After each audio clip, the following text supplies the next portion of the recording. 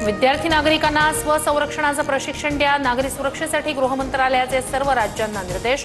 अलर्टसाठी siren वाजवण्याच्याही सूचना। पहलगाम हल्ल्यानंतर दिल्लीतील घडामोडींना वेग। पंतप्रधान नरेंद्र मोदींची बैठकांची मालिका सुरूच। राष्ट्रीय सुरक्षा सल्लागार अजित डोवाल यांच्यासोबत मोदींची 40 मिनिटं चर्चा। पहलगाम हल्ल्याआधीच गुप्तचर यंत्रणांकडून अलर्टनंतर मोदींचा काश्मीर दौरा रद्द। मग सामान्य पर्यटकांची सुरक्षा का करू शकला नाही? मल्लिकार्जुन खरगेंचा सवाल। राहुल गांधींकडून पहलगाम हल्ल्यातील शहीद विनय नरवाल यांच्या कुटुंबियांची भावनिक भेट।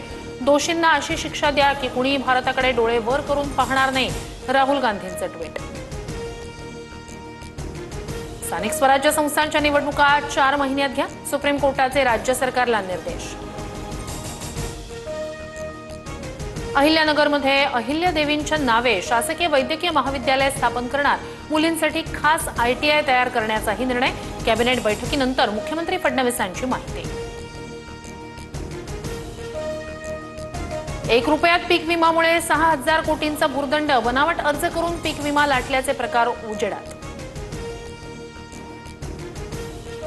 बेस्टच्या तिकिटात या आठवड्यापासून वाढ होण्याची शक्यता। भाडेवाढीबाबतच्या प्रस्तावाला BMC पाठोपाठ परिवहन प्राधिकरणाचीही मंजुरी।